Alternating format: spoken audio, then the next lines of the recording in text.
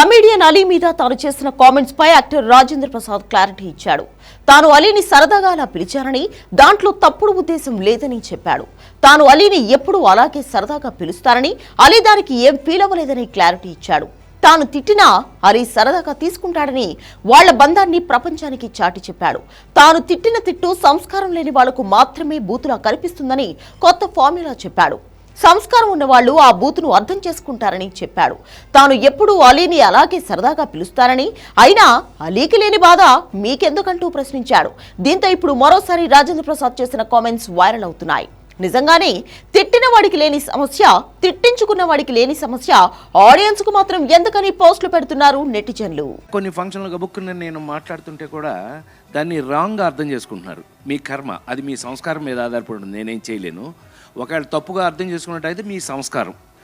నేనైతే ఇట్లాగే ఉంటా, సరదాగా ఉంటా ఎవరితో. ఇప్పుడు ఇళయరాజా గారితో ఆ రోజున మీటింగ్ ఎంత బాగా జరిగింది మనకి.